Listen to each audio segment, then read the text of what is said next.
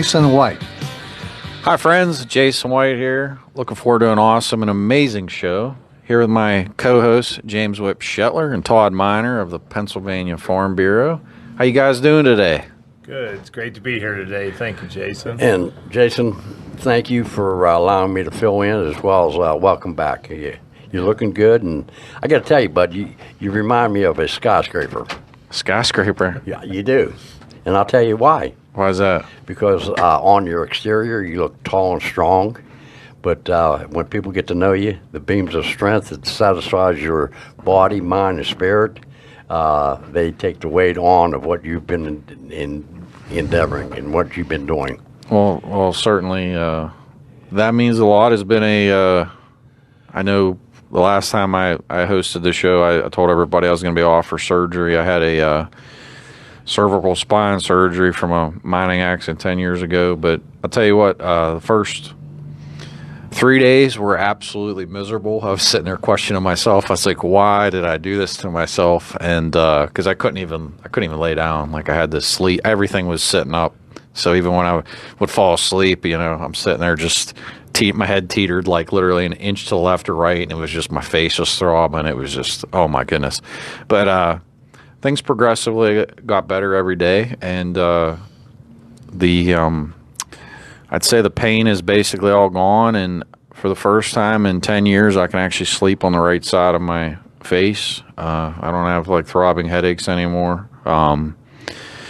So I wish I told my family.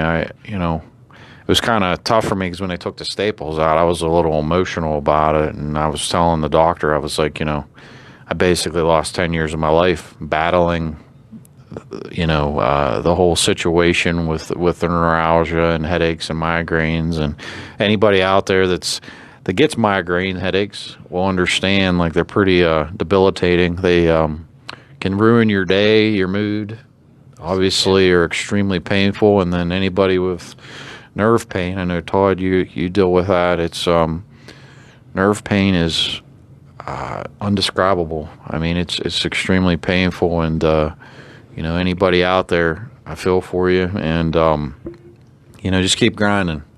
And there are doctors out there that can help. You just have to, keep a positive attitude, however possible. And I can tell you, there's been, for me, that's part of why I started before I met you, Whip. That was the big reason why I wanted to pursue like the first responders program, because I found the outdoors to be an escape for me personally. There's a adding to what I've just mentioned, the fact of, that beam of strength could be given to others that they can take and reach out to that ray of hope. Because I can tell you, every kind gesture that people do in your life means a lot. You might not always have the opportunity to, I don't want to say not thank somebody, but think every positive action is better than any negative action. And when you're going through something, even like my house burning down in March, both of you guys were certainly a ray of shining light in my life, because I tell you what, between not feeling well and then losing everything that I ever worked for in 25 minutes, I thought I was basically living hell on earth almost. And, you start questioning your faith. You start questioning, like, why are you being punished? And, but all these positive things came out of it. Friends, family, people that you need to... One thing I'll say for anybody out there, life is short, and you don't have any idea if you're going to be here tomorrow. Not to sound like negative, but you need to try to take that time and go have a coffee with a friend, go spend time with your family, try to make time for friends, go have dinner together, go do things together. Well, that's a good testimony, Jason, and that's what's leading me up to what I wanted to state. to those that are, suffering, whether it be body, mind, or spirit. We've established a brand new number for both the non-veteran as well as the veteran, and that number is 988. Okay? 988. 988.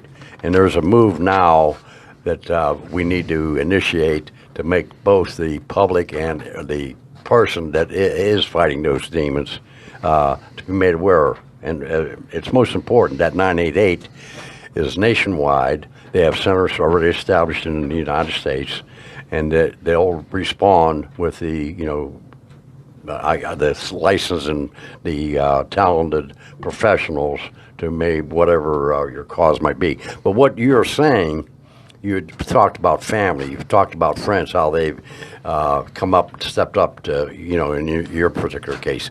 That's where it is. People don't understand. I'm going to project into what you've established when you talked about the veterans and first responders at the MOA. Staying connected, building a community, building a camaraderie.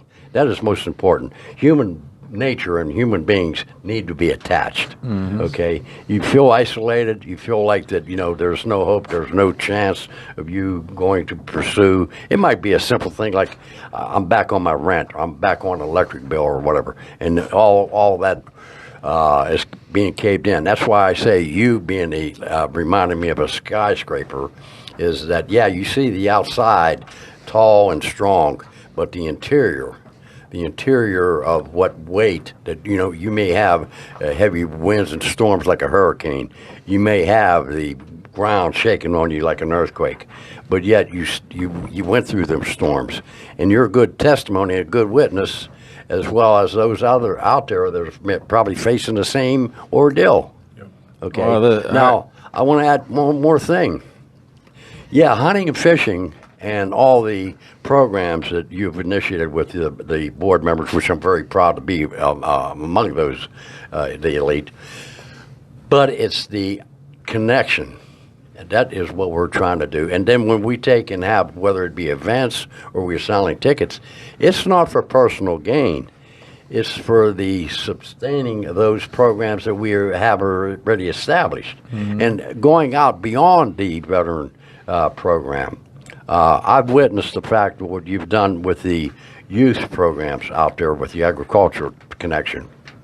All right, I call it earn while you learn. These young men and girls that we've had there from the age of 14 up you've given them life lessons. Okay, so take a bow, my man. Take a bow. That you again are a visionary. Some people can see, but they don't see. If you know what I mean. Well, it's look, no matter experiencing what I've experienced in the past 10 years has been humbling. I've met a lot of people that otherwise I wouldn't have met, both of you. And the one thing I'll say about when you're going through something, like whether it was my accident or even the fire, people would say to me like, well, I didn't know, or I didn't, you can't, because I'm not missing an arm, I'm not missing a leg. And, for me, trying to do something to fill my time is critical, because whenever I sit down on a couch, or if I'm like sitting there with idle hands and I'm not doing something, that's when you really notice the pain, because your mind isn't, you know what I mean? Pain is not focused. Pain is obviously there, but it's if you can mentally try your best to block it out. Don't get me wrong. There was days that I was doing different activities and I was grinding through like extreme pain. But when the days it was like more dull, I was able to like battle through it and overcome it. And basically, you're trying to focus on a positive act. So like, whatever that action may be, like, I don't know, like today we got guys at the farm, they're working on rewrapping the fruit trees. Because in a few years, I want to see some apples and pears and peaches dropping on the ground, not only for people to have, but also people don't realize, like when you go to plant an orchard, there's a lot. You don't just go and plant a fruit tree. The groundhogs will eat the bark on the tree. The deer will come and totally not only eat the tree, but also a buck during the rut. They'll be marking the trees for their territory. So it's very easy for that stuff to get ruined. So today we were working on buttoning that up and trying to make that work. But I saw something the other day. I was going to bring this up, but I'll talk about it now.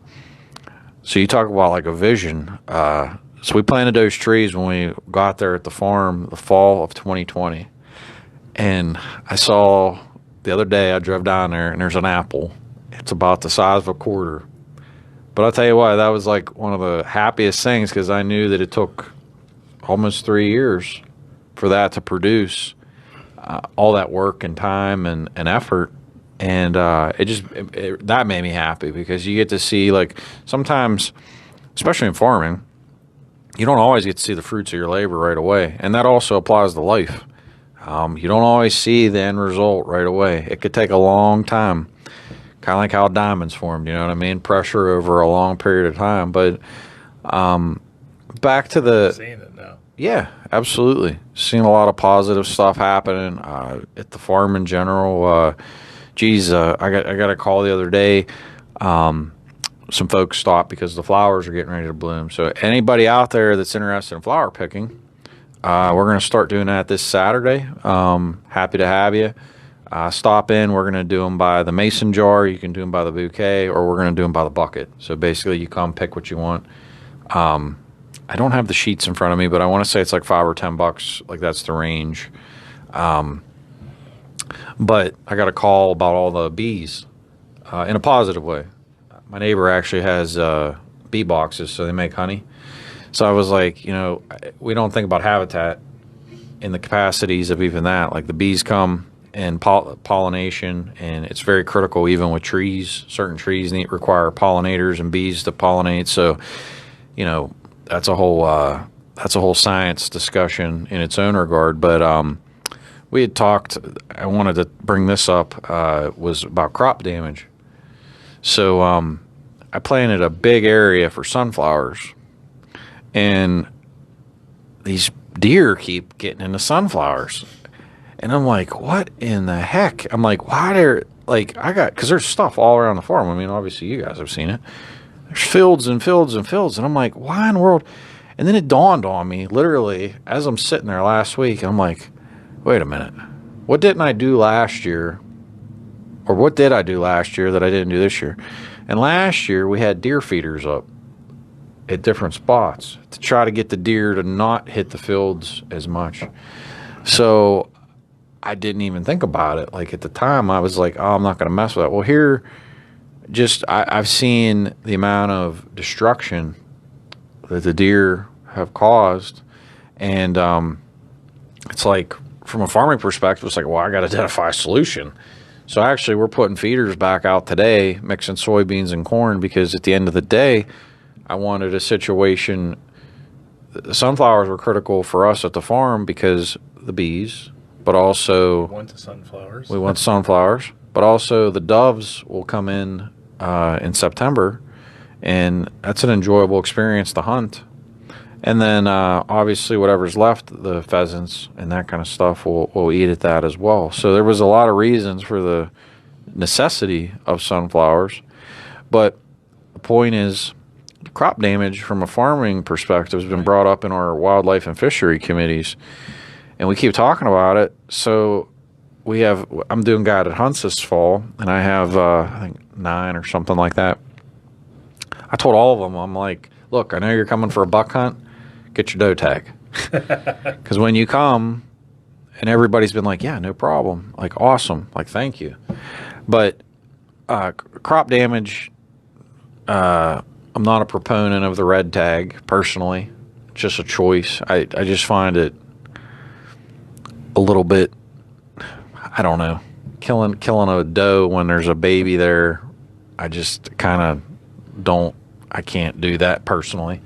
But hunting season, and I guess it's just maybe it's more of a mental thing. But I think harvesting a deer during that period of time, people are more wanting to do that.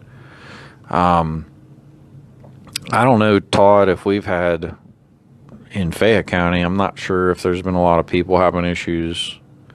I really haven't heard about crop damage claims or discussions. Down at Duda's farm, they're having major crop damage. I know that. Mark was having some extreme damage down there on his place, and he was having trouble. Anderson's farm was having trouble, and he's having trouble getting his red tag applications through the system also. So, I mean, we're having trouble with that.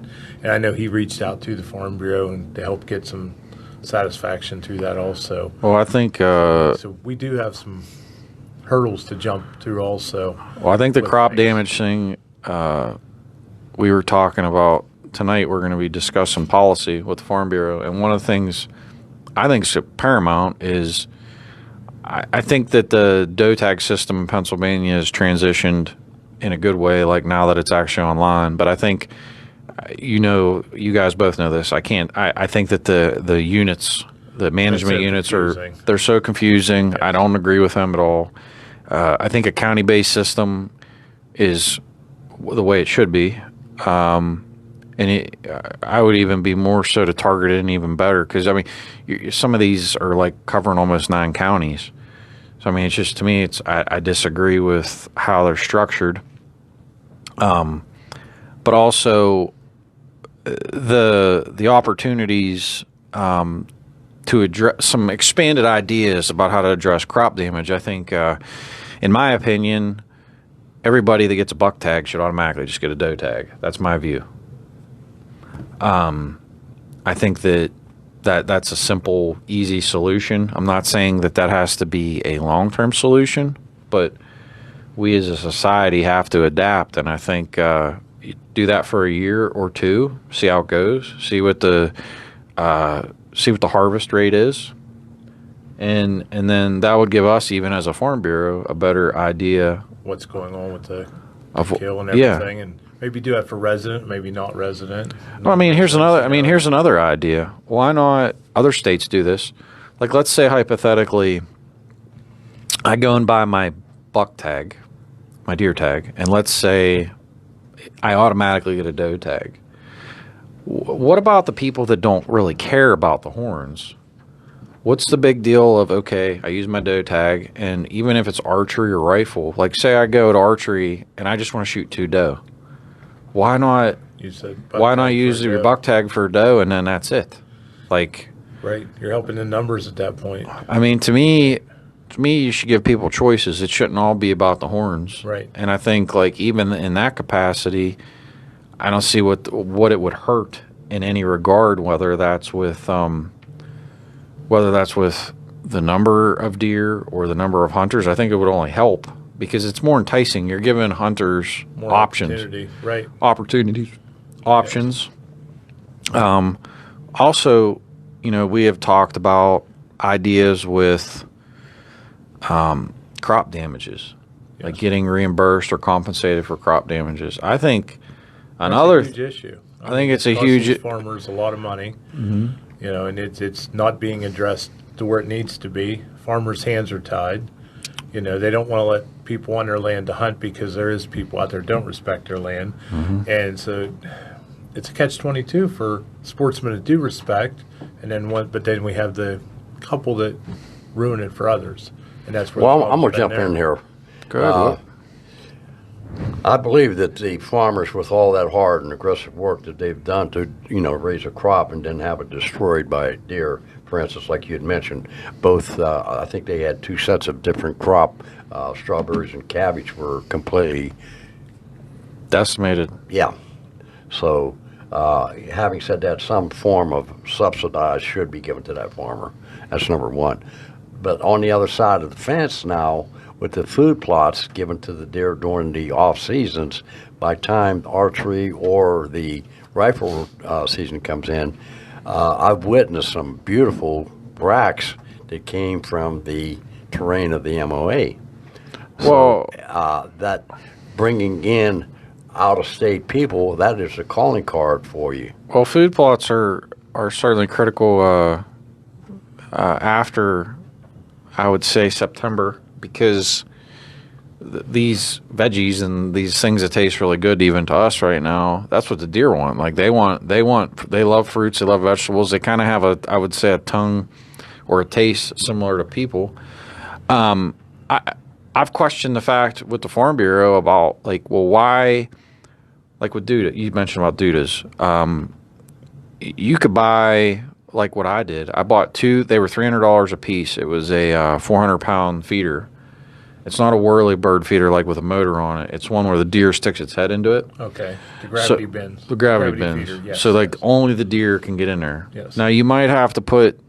You can buy it. They're super cheap. They're like, I just looked at them last night actually about putting them on mine. They're like $10 a piece, but it's like a strip of plastic spikes that it doesn't wound a raccoon, but it stops them, it prevents them from climbing. Because what will happen is a raccoon will climb up, and they'll maneuver their way to get onto the holes, and they can actually damage it. I've experienced that.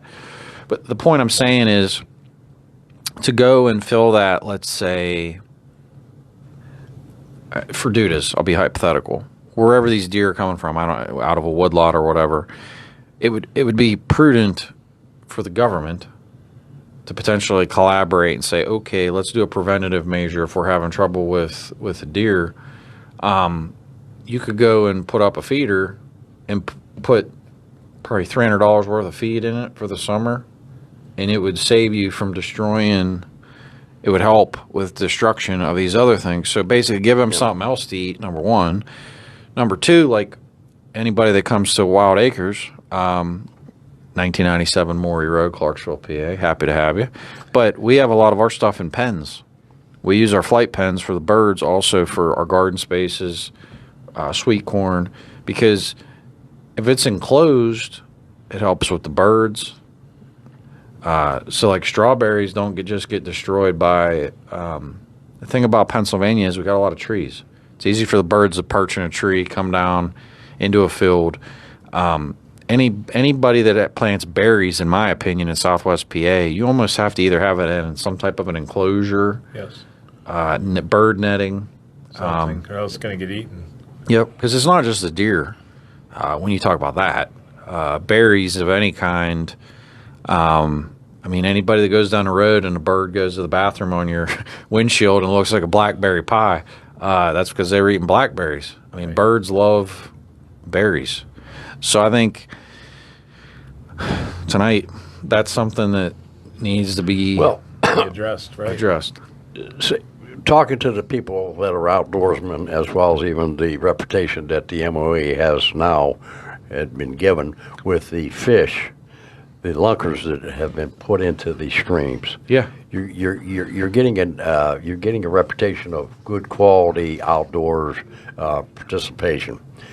We've had members that came from out of state to travel because of that reputation. Mm-hmm. Okay, I've witnessed and as myself had seen both the fish as well as the activity of what harvest buck that were taken, and I'm telling you, the magnificent racks that came out of the farmland of the MOA, which I'm sure there are in other areas, but I still think that is the inducement of those food plots as well as the grain that you're feeding the wildlife is producing those type of racks, right? So I can understand, in the frustration, I want to shoot a deer because I want the meat or whatever. But there's also an attachment of the marketing aspect, the image that MOA has. Say, well, that you go there, you're going to get possibly a trophy, okay, which we have already seen that happen. Mm-hmm. All right. So that's one aspect. I see the downside of what you're talking about. You're looking for a product where you can initiate and have monies to come in for your efforts and everything, and then have it simply destroyed. Right. That's where it needs to be looked at and governed as a schedule of payment. In my opinion, it's an ethical and a business balancing act because at the end of the day, we are part of the ecosystem as a whole as much as wildlife are. Yes. That is what it is. So, we have to respect that, and that's why I'm not telling anybody that's a farmer to not use red tags. I mean, you make your own decisions. The process is what it is. me personally, I don't want to do that. I would rather, like I'm saying, have hunters harvest them during the season and do it that way. But there's a but. But when you're talking about destruction, like even now, like you were mentioning about dudas locally, I think that we can go and give.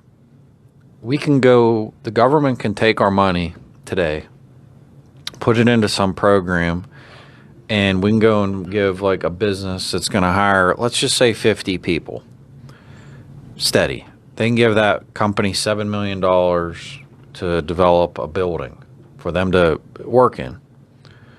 So when you break that down per capita of per person of what that the investment is, my counter argument is we need a farming capital program that to these things, like that somebody should be able to request for, let's just say a fish farm.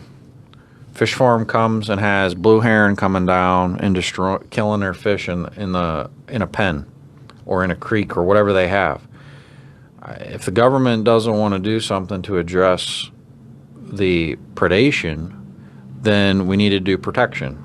That's what you need to do. That's what we need to do. We need to give them quote unquote, it's not a building, but you got to give them some type of infrastructure that they can exist because of the way that the balancing act.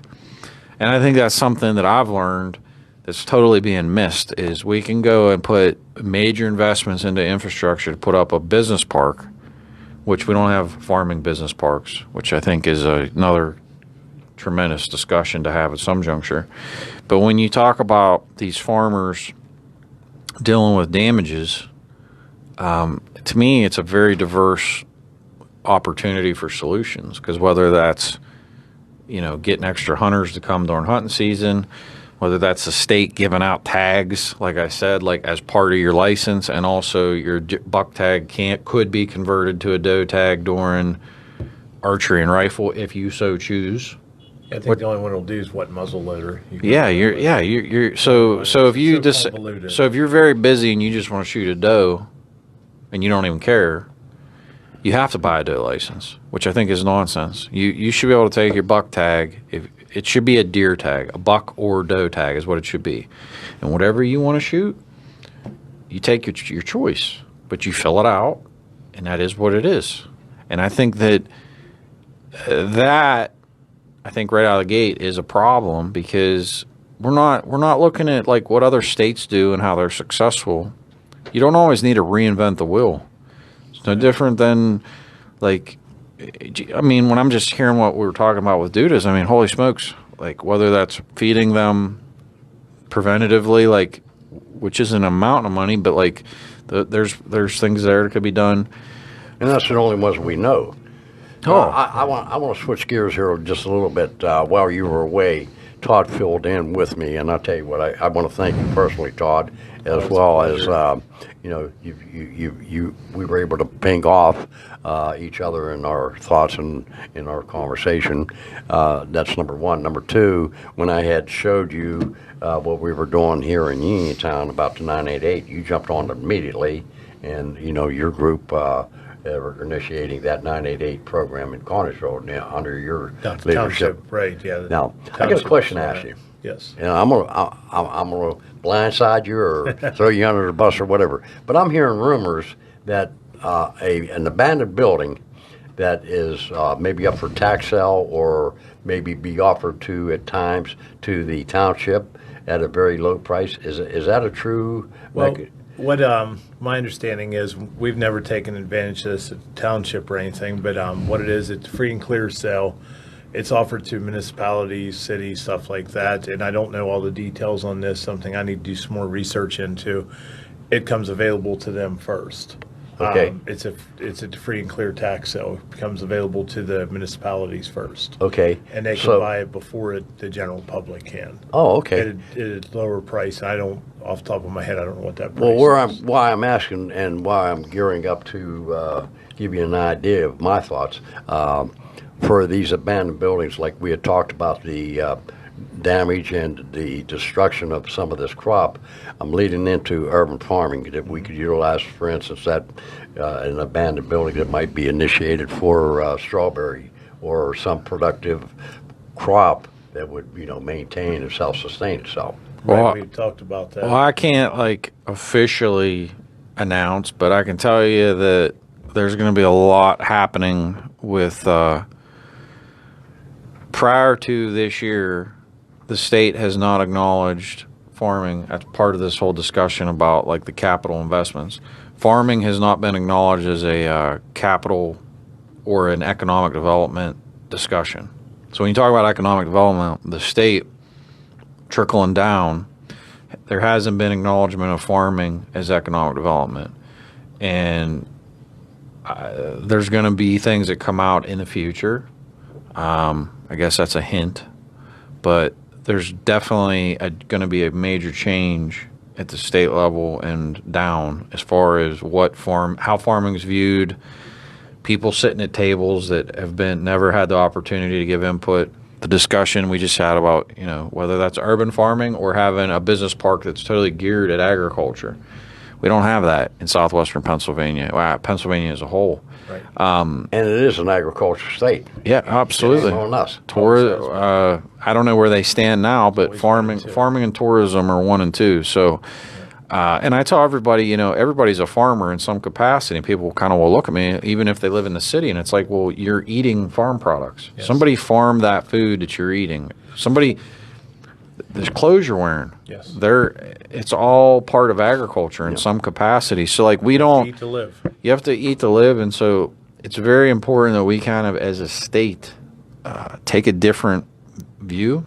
Like I said, we can go and take money, and there can be discussions and disagreements or whatever about utilizing taxpayer money for those things. But I think at the end of the day, being able as agricultural folks to be able to sit at those tables, to be able to have conversations, to be able to inject ideas and thoughts of, hey, this is what we're dealing with. And I can tell you, there's way too many times, whether that's dealings with Fish Commission, Game Commission, the state as a whole, whether we're talking about Department of Agriculture at the federal level, whether we're talking about Department of Fish and Wildlife, USDA. There's just not enough voice, whether it's on the boards, whether it's just a connection back to them. Because I had a great conversation actually with one of the Fish Commission directors, one of the commissioners, and I thought it was awesome because he was saying how he felt, and he said, I really take it seriously that I understand that our decisions can impact business. And I was like, well, I really thank you for saying that. I was like, because it's a true statement. It's an extremely true statement, and whether it's a very small policy or a big one, you have to, it's a balancing act to understand like what's in the best. It's kind of like the fishing tournament thing. I know I've talked to you both about that. Like from the middle of February till opening day of trout season, the whole state's closed down to trout tournaments. That doesn't make any sense. It's ludicrous. Like, you might have a stream that's 20 miles long, and the Fish Commission stocks, let's just say a mile. Well, what's these other areas? Let's say you're 10 miles downstream and you got a private stocking and you want to have an event or you want to do something, you're not allowed. Right. There's no negative impact on the public area that's been stocked for opening day. Like you've talked about what it does for the hotels, the stores, the restaurants, just all the local economy. And the license sells it itself. License sells, and you're talking about that's the peak time to fish in the state during March, in my opinion, is probably like the best trout time. But the point is, you have little things like that are there. And it's like, how do we get the message there? And that's why, we have a policy with the Farm Bureau about trying to have people on these boards to give us a voice. And it's extremely critical that we have representation, because if we don't, then how do you expect people to advocate for you? How do you expect somebody to really one thing, and we've been talking about this a lot at the state level with the Farm Bureau, is we need to know what all boards exist out there? And should we or could we have representation on them? And I don't care if that's at the county level, trying to get representation. State. I don't care if it's a state level. And here's the other Wherever thing. you You're go. even at the federal level. Right. Like, does it have to be a presidential appointment? Those things happen. And you know what? It's important that we know, because you can't expect to have a voice if you're not sitting at the table. Right. So to me, that's been something that I've learned a lot in the past year. It's like, holy smokes, like these people, there's a lot of great people out there, but if you don't have people that are there advocating on your behalf of what, like I said, farming's huge. We acknowledge that it's huge, and we're just sitting here. Look at what all we just talked about today about crop damage, like little dinky things that most people might not even think about. But it's like, I can't tell you how many conversations I've had about it. Right. And it's not going away. Like, and I'll go back to Dudas. One of the things that we didn't touch on, his problem is one of the things, he leases a lot of his properties. That's where he really has a problem with the red tag with his. The state won't let him have red tags on places he leases because he doesn't actually own it. So he can't go in there and actually harvest a deer on places he's leasing. So he has 40, 50 deer in there eating his crops at night, and he's not allowed to legally take a deer there. It's just destroying his crops. So that's something we might need to talk about with Farm Bureau, to talk to the Game Commission to see what he can do to try to curb that, because it's killing him. Oh, I mean, that's not fair to him. I totally agree. And I also think, I know we've talked about this on past shows, but also crop damages that you might not normally think about. But I can tell you, groundhogs, raccoons, possums, skunks will decimate whatever it is. I mean, I've seen possums get into gardens, raccoons especially. Raccoons will get into anything. And not just that. I've watched groundhogs climb fruit trees to get out to get to fruit. Yes. So They're athletic. People don't think of people think of a groundhog, oh, they only eat grass and they stay underground. I can assure you, I've watched them climb up into trees and they will decimate an orchard. So, but that goes back into the fact that the pelt prices are so bad now that people aren't trapping anymore. These aren't like things and commodities that people necessarily think about. So, that's something that needs to be discussed. South Dakota actually has they call it a nesting predation program, where I want to say it's spring to fall basically is the way that it works. But any animal that is a nest predator, so that would be fox, possum, skunk, raccoon, coyote, I think I said fox. You did. But all of them, basically, you get paid by the state. The state will actually pay you $10 a pelt to trap them during the summer months, because what happens is all of those animals, not only will they hurt the farmers, but also they get into turkey nests, ground nests, rough grouse, and your pheasants. Right. So when you think about it, and also rabbits. So when you think about it, there's multiple benefits, not only from a hunting perspective when you talk about that program, but also the farming benefits, because these animals because when somebody flashes a light into a field at night, it's easy to see a deer standing there because it's big. But what you don't see is, the 10-pound animal on the ground that's going and destroying, your soybean fields or whatever it may be. Maybe they're in your garden. Maybe they're in, Dudas fields. Just a lot of small things that need to be looked at and talked about. And, hey, I like I said, I don't know how many meetings I've been to and had discussions, and I hear the same things over. But you know what I see, Jason? I see the like trapping. It's a lost art. Mm-hmm. When you go to do something, the event, or you want to plan a stage, you could just go outdoors or whatever it may be. There's a lack of interest anymore. But I've seen also, just in the avenues of what you've done there and the board members have done at the MOA, addressing life skills. And I had mentioned earlier about the earn while you learn. The other part I seen was the juvenile probation, program, that where these kids were affected by a bad choice, not knowing what their home life is, not knowing what their leadership role models might have been, bad choices.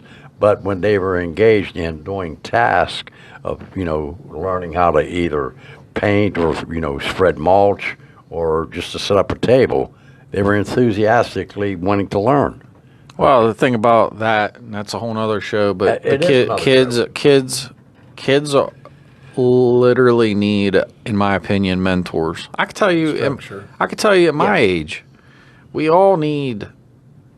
Purpose, You all not only need purpose and structure, but you need somebody to talk to. Oh, yeah. You got to have somebody that you see as a role model, somebody in your life that you look up to, somebody that inspires you, somebody that brings you joy, Right. whether that's family, friends, whatever it may be. You have to have that positive support in your life, and it's extremely critical to have that. And when you see these kids that maybe went down a bad path, they just were led down a bad path, or they were put out figuratively, they were put out in a forest and said to fend for yourselves. And then what happens is they end up hanging out with the wolf pack, and they make some poor choices. So it's not that these kids are bad. It's that they got in bad situations, or they got left to basically put out there, to make bad choices. Now that's where I'm going to spring into what's happening at the end of the month here in Fayette County. We have the fair and the group of the 4-H, the involvement with the youth. We have Lots of good things. That's a good thing. Well, listen, on next week's show, because we're running out of time. On next week's show, you guys can talk about that. I'm actually off again for one more doctor's appointment. But a couple things. Anybody wants to join the MOA, we're going to be firing up our 2024 membership starting September 1st. You get the rest of this year for free. Which is amazing. And then you get all of 2024. MarianneOutdoors.com. You can always reach out to us. Again, MarianneOutdoors.com. 2024 membership will be firing up in September. You get the rest of 2023 for free. And then you get all of 2024. Everything is looking fantastic. A lot of great projects on the horizon.